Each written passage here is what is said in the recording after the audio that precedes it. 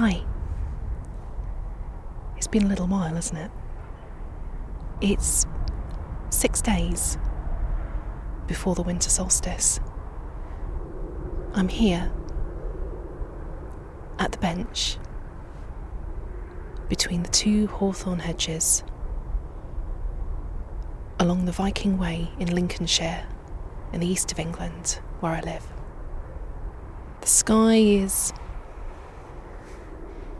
just starting to change hue, and it's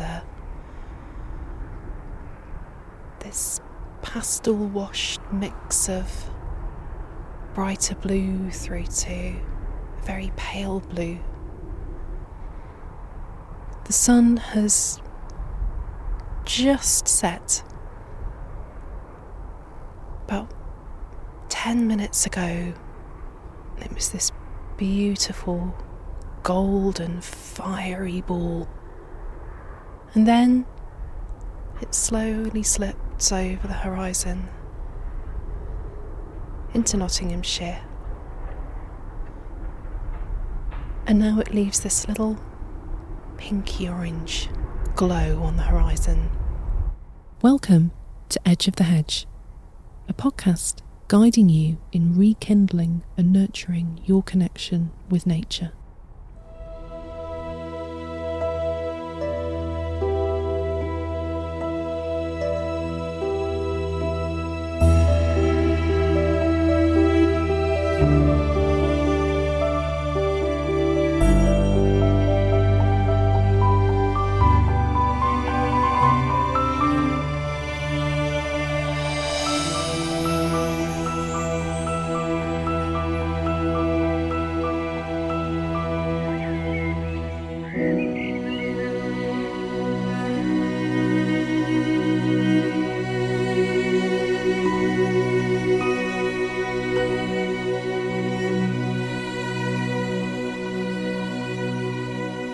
I'm Hannah Sylvester, a herbalist and nature educator from Lincolnshire in the UK.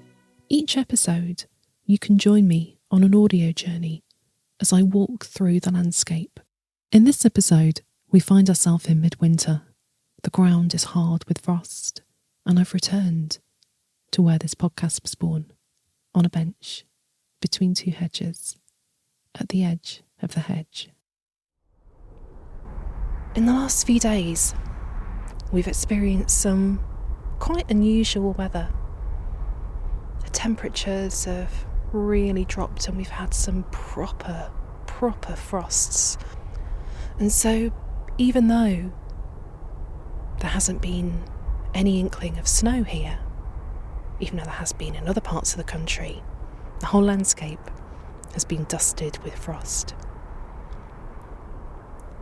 And it's brought a lot of light of a different kind, and really helps you to notice things that you might not ordinarily see at this time of year. Or, in a way, it helps to show things a little more clearly that otherwise might become lost in a mesh of green or a mesh of brown. Even something so simple as grass on the verges, when it's been left to grow a little bit longer, has become this really beautiful array of higgledy-piggledy grass blades that ordinarily you just walk past, but now have this distinct wintry beauty and shows them in a different light.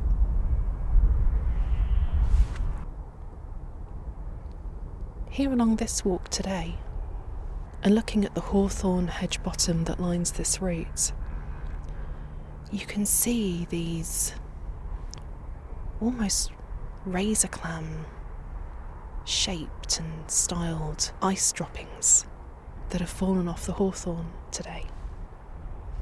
Like someone has poured some icy plaster of Paris over the hawthorn hedge to take an imprint of its structure. and then it's been knocked away, leaving these fragments of shapes of hawthorn branches along the ground. It's really stunning. I've never noticed that before.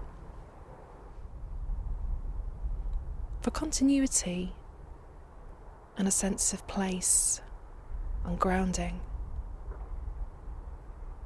for these new episodes of Edge of the Hedge, I'll be starting each episode here at the bench where the idea was born, and then weaving new tales and tracking the seasons and tracking the changes of the landscape as the months progress.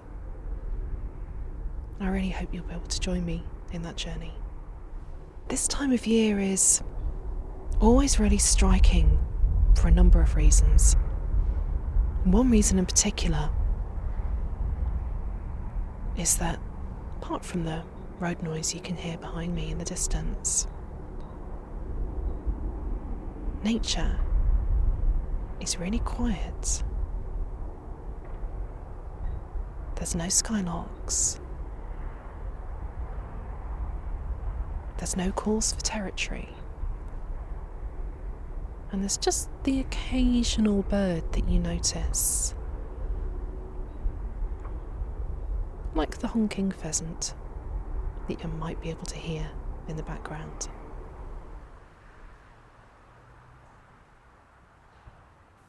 In the Northern Hemisphere, the winter solstice occurs in December, usually around the 21st of December. It's the 24-hour period when there's the shortest number of daylight hours, and so it's often referred to as the shortest day or longest night. Daylight hours vary naturally depending on exactly where you're situated, but in London, for example, there'll be 7 hours, 49 minutes and 42 seconds of daylight this year. And the actual moment of the solstice will be 9:48 p.m. on the 21st of December. On this day, the sun takes its shortest path through the sky, and with the earth being tilted on its axis, the winter solstice is the point in the year when the North Pole points furthest away from the sun. And so that's why the Northern Hemisphere is so cold at this time of year. My weather app tells me that where I live, the sun will rise at 8:14 in the morning and set 3:46 in the afternoon. This year, for the first time ever, I've been lucky enough to be able to take the day off work. I'd like to see the solstice sun rise and set. When will the sun rise and set where you are? The word solstice is derived from the Latin solstitium, which means sun stands still. And there's another solstice in the summer, of course, in June. The solstice is where the path of the sun appears to stop before changing direction. In the days following the winter solstice, daylight hours will gradually lengthen until the summer solstice, around the 21st of June. There's two schools of thought as to when the winter season actually starts. Meteorological winter uses the Gregorian calendar, and this is used by meteorologists and climate scientists with the thought that winter starts on the 1st of December and runs through the full months of December, January and February.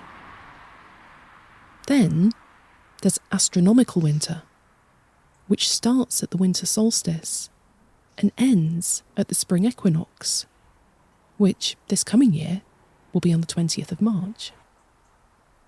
With astrological winter, the dates aren't fixed because of the elliptical orbit of the Earth around the Sun, and so they shift around a period of a couple of days.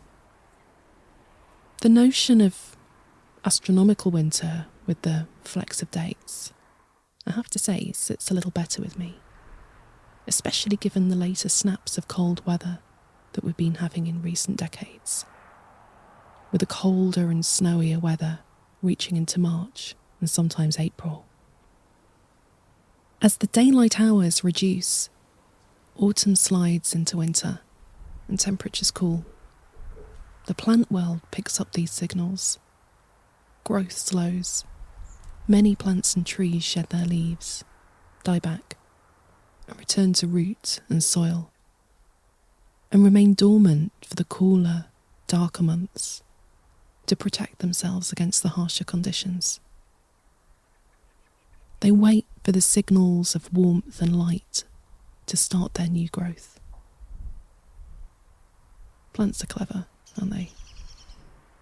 Perhaps we humans could do with taking a leaf of inspiration from them, and if we can, take the time to slow and recuperate over the colder months.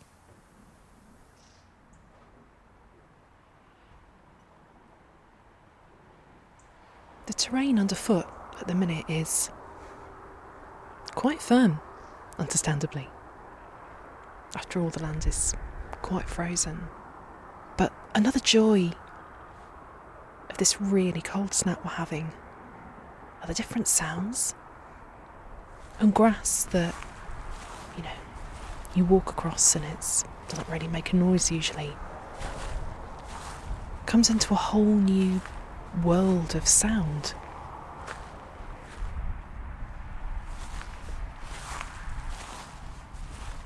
And the puddles of water along the farm track that are normally super slidey and super muddy, taking a whole new level of harshness and crunchiness.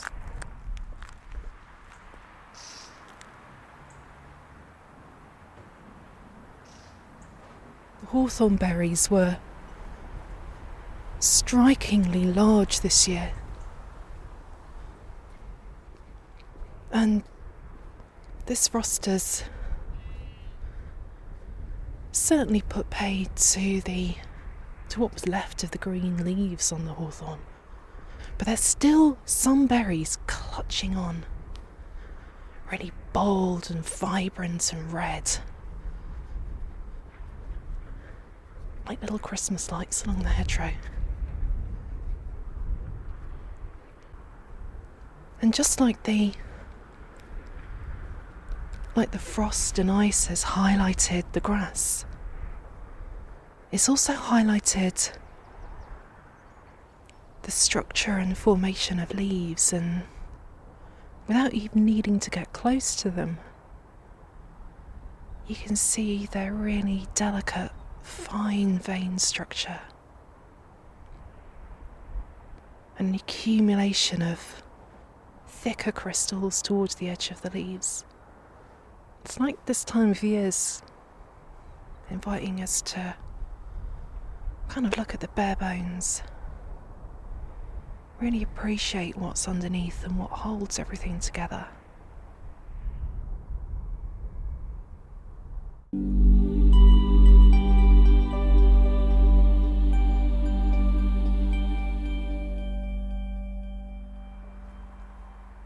It's a couple of days on from when I recorded that little bit in the field, in the frost. My field recorder ran out of battery just as it was starting to get a little bit too dark to see anything. Right now, I'm in the centre of the village where I live, and I'm stood in the churchyard. And one of the reasons why I came here in particular was that there's some really great holly trees here. And this was the tree that I wanted to tell you a little bit about on this episode. Today's a pretty dull day, full cloud cover. I don't think we'll be seeing much in the way of a stunning sunset tonight. I'm surrounded by quite a few bare trees. There's a really lovely lime tree, linden tree, just over the way, and a very, very knobbly horse chestnut tree. And the plants that are still growing and still green that are sticking out at the moment are evergreens. And holly is a really good example of an evergreen tree. There's a couple of different holly trees here, but this one that I've chosen has branches low enough for me to see really closely, and a trunk that I can get pretty close to as well. What's immediately apparent about this particular holly tree are its quite classic bright red berries.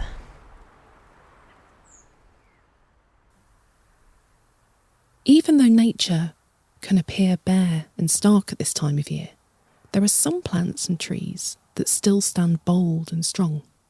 Evergreens. As the name suggests, they are evergreen. They retain their green foliage through all the seasons. I think for all of us, there's plants we tend to associate with the winter season, with Yule, Christmas, however you choose to celebrate, or not. When you were younger, what did you used to draw to represent this time of year or to decorate cards with? I know my default for drawing in the corner of envelopes at this time of year was always a pair of spiky holly leaves with round red berries between them. It's one of the few plants or leaves that most people can draw if you ask them to, even if they're not remotely interested in nature. I like that. A plant so synonymous with this time of year that it's embedded into the very fabric of how we picture the season. Holly is part of a botanical family called the Aquifoliaceae, which has about 400 species within it, of which most are hollies. Their native distribution spans from northern Scandinavia right down to Algeria in North Africa, and from eastern regions of North America across to China. Although there are parts of Scotland where it doesn't grow so well. It doesn't thrive in soils that are constantly waterlogged, or in regions where there are long periods of frost. The English holly is known in Latin as Ilex aquifolium. Ilex comes from an old name for the evergreen oak or holm oak, a tree originally native to the eastern Mediterranean, and holly was said to bear some resemblance to this tree. Curiously, whilst the other half of its Latin name, aquifolium, makes you perhaps think of something to do with water, it's actually an old name that means pointed leaves, and it's these pointy leaves that are really synonymous with the holly leaf. They're spiky.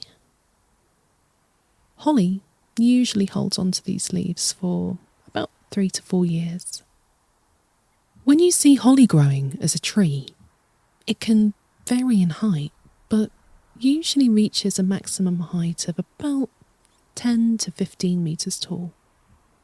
And when you get up close with one, you'll notice its bark is quite smooth, and it has these luscious, deep, dark, glossy green leaves that are always pointed sharply at the top, and will often have large pointy teeth around the edge of the leaf, the margin. However, they're not always pointed around the edge. Some Spanish research published around 10 years ago looked into why you can find a mix of spiky-edged and smooth-edged leaves on the same holly tree.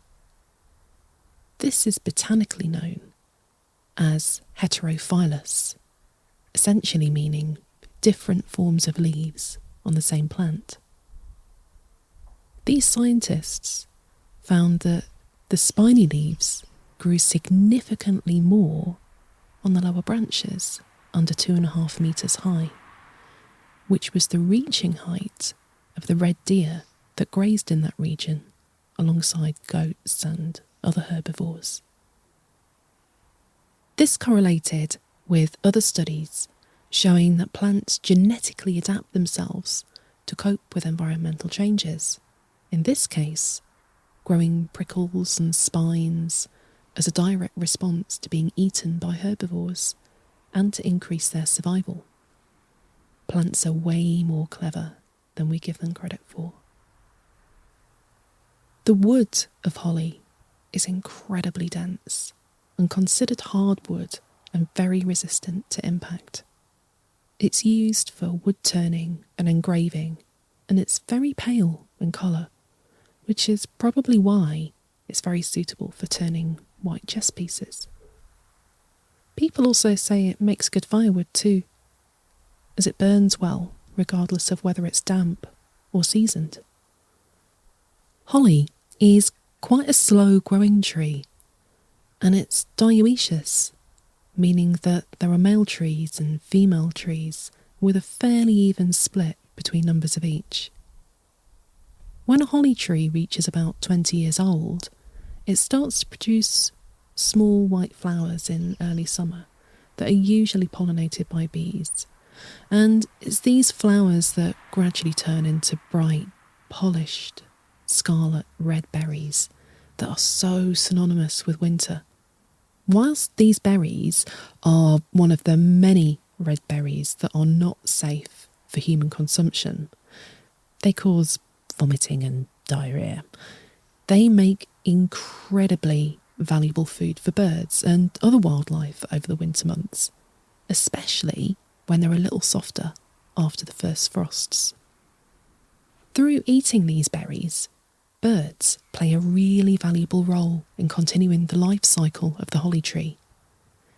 Each berry contains 4 seeds, and so after enjoying a tasty snack, the bird will poop out the seeds onto the land, dispersing the seed, and then some of those seeds will germinate into holly trees, which in time will create more berries for the birds. What an excellent symbiotic relationship. I really wouldn't like to guess at all how many berries there are on this tree, but on this little branch that stuck out in front of me, it's about 15 centimetres, 6 inches long. I can see, let's have a look, about 24, 25 red berries. And multiply that by the amount of branches that there are in this tree. That's a lot of berries, which means a lot of food for birds.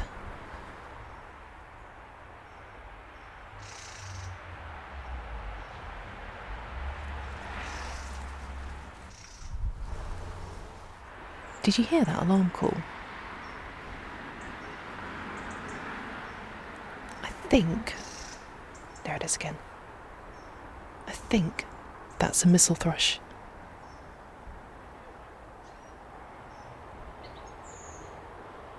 I haven't seen one for years, but very occasionally, walking through here, I've heard that alarm call,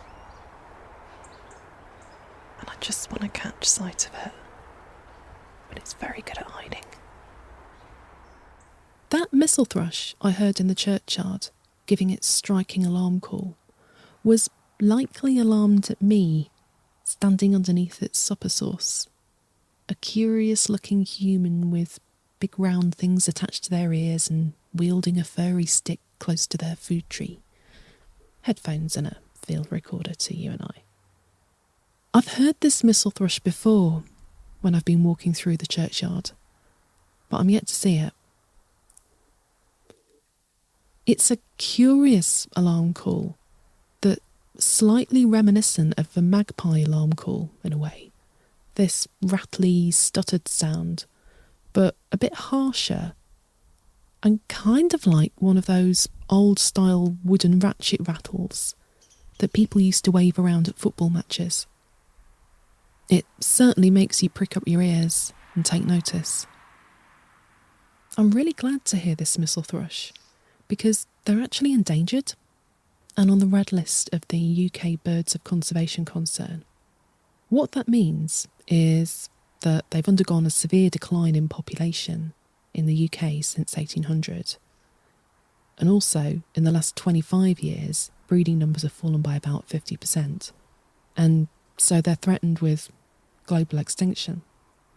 I remember seeing both song and mistle thrushes fairly regularly in my youth when I was a keen birder in the 1980s.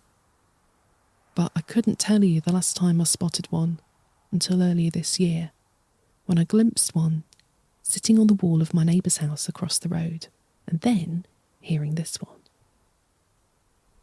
Speaking of spotting, it's the spotty chest of the song and mistle thrushes that are often the first things you notice. Mistle thrushes have black spots and are larger in size than the song thrush. Back in my younger birding days, I didn't actually know that they get their name from the fact that the mistletoe is one of their favourite berries to eat, but they also love to eat rowan berries and holly berries. There's plenty of rowan in this village, and there's even a tree with some mistletoe growing in its upper branches. But I'm really glad there's a plentiful supply of holly berries for the mistle thrush. Feast well, little fierce one. The holly and the ivy, when they are all full grown, all the trees that are in the wood, the holly bears that grow. There's that pretty famous Christmas carol, isn't there? The holly and the ivy. This holly tree that I'm stood next to has hundreds and hundreds of vines of ivy that are growing from the bottom, and ivy leaves protecting its trunk up to about halfway, when all you can see are these twisty, turny, snake-like stems of the ivy reaching all the way up to the top of the tree. There's this curious misunderstanding that it's not good for trees to have ivy growing around them. The ivy actually provides protection for the trunk of the tree and increases biodiversity and life living with and within the tree. From what I can see from the underneath where the ivy is laced around the tree, the trunk looks pretty straight and relatively smooth. And then around, coming off the side of the trunk from about, I would say, just above my head, so about just over 6 feet, just a couple of metres.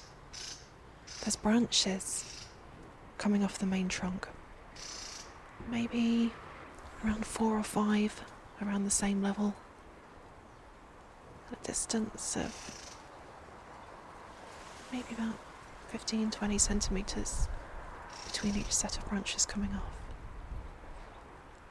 So quite tightly packed branches. It's actually, in places, quite difficult to see through to the sky. And the colour of the bark is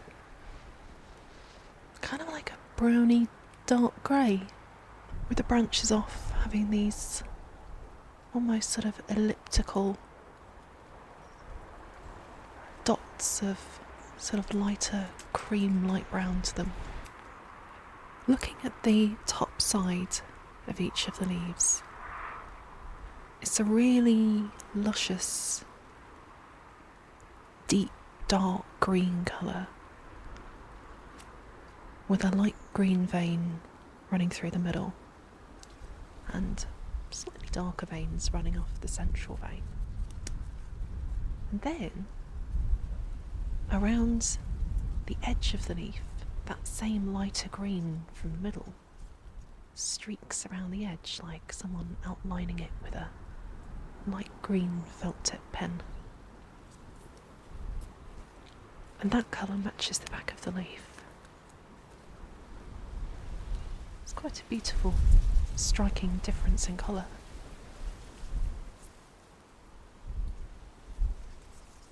And one that when you see it from afar makes you appreciate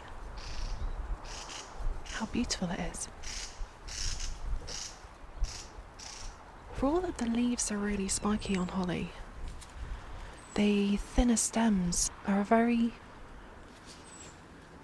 slightly sort of mid-shade of green and perfectly round and incredibly strong. There's one here that I can see is being pruned, and where the stem's being cut, it's solid on the inside and almost like a sort of a pale cream colour. But yeah, that's really tough. So yeah, this tree's definitely a survivor, isn't it? And let's face it, if it's going to be around throughout the growing season, it's got to be quite hardy.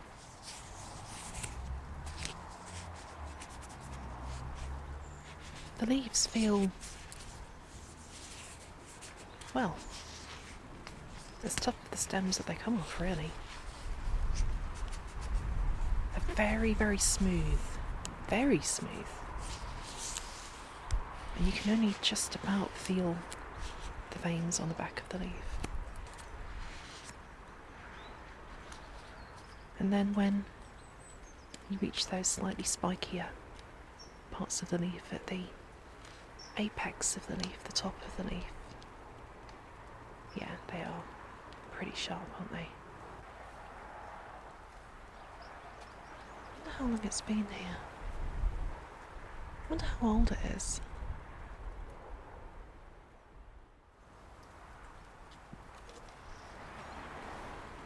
The rain's starting to pick up a little bit now.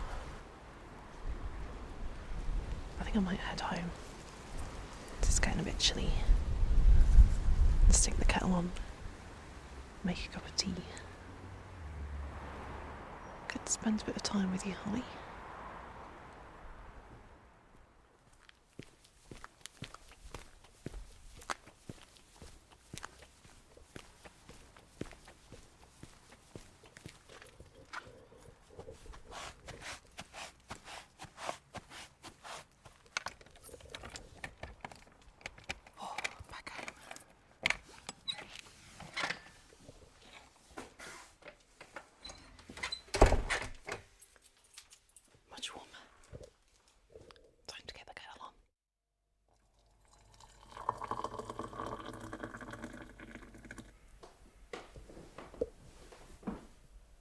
Right, cup of tea, nice and warm. Let me tell you a bit more about holly. Perhaps not surprisingly, given its prominence in the landscape at this time of year, and all year round, there is a huge amount of folklore and tradition surrounding the holly tree. As well as being commonly known as holly, here in Lincolnshire, it's also known as prick holland and prick holly. And it's been called prickly Christmas. And then other parts of the country it's known as just Holland or Christmas. Holm and Holver are also names that pop up regularly when looking at historical literature about this tree. And various places around the UK share the name of this ancient tradition-laden tree. Hollybush in Hertfordshire and Holver in Suffolk, just to name a couple. The traditional carol or folk song, The Holly and the Ivy, is also something that can often come to mind when speaking of this tree. The usual tune of this song was said to have been collected by a folk song collector by a woman named Mary Clayton in Gloucestershire in the early 1900s. Henry VIII also wrote a song about the holly, and dating right back to the times of Pliny, holly was considered to be a tree that was apotropaic, meaning that it had the power to avert bad luck or evil. In Hampshire, it was thought that children could be cured of whooping cough if they drank cow's milk from a bowl that was made from holly tree.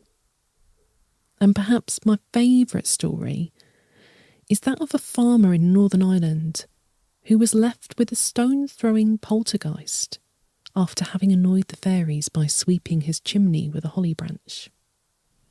After all, maybe this farmer should have known better, given that holly was considered to be a gentle tree and one that was very much liked by the fairy population. This mirrors the tradition that's noted right across the UK, where right up until the early 1900s, it was considered highly unlucky for farmers to cut holly down, and they'd even cut their hedges around it to avoid doing so. In December, the Romans sent boughs of holly to friends as gifts at the time of Saturnalia, a tradition that's thought to have inspired the Christmas and Yuletide decorations of today. And in the Druid tradition, it's regarded as one of the noble trees of the wood, assigned its own letter in the Druid tree alphabet, the Ogham. In the Christian tradition, holly was said to have grown from under the footsteps of Christ, with the red berries linked to the blood of Christ. Perhaps, though, given where we find ourselves in the calendar of the year, just before Christmas, you might also wish to consider the old Glamorgan tradition that it's unlucky to bring holly into the home before Christmas Eve, and equally unlucky to take it down before Twelfth Night. I think I'll leave mine woven into the wreath hung on my door, just in case. Honestly, there's enough material about holly and its folklore and traditions to fill several podcast episodes. But I hope this has whet your appetite a little, or maybe inspired you to start a little conversation about it around the dining table this winter. How do your family view the holly tree? What are your traditions surrounding it? How does it feature in your winter? And next time you're out walking and you see those bright blood red berries, take a moment to slow your pace and spend a moment or two with the holly tree to appreciate it. Contemplate its place in our human history and give a little thanks for its part in protecting wildlife, providing nesting space and food for birds. And for those reasons especially, maybe think twice before you chop a holly tree back. I've been inspired to try a little something else to accompany this episode, and I've created a Spotify playlist of music that I've found inspirational, or for me feels like it evokes the spirit of the season, and I thought it would be really nice to share with you. So I'll share the link for that playlist on social media, and I'd love to hear if there's any music that you find inspirational or comforting at this time of year.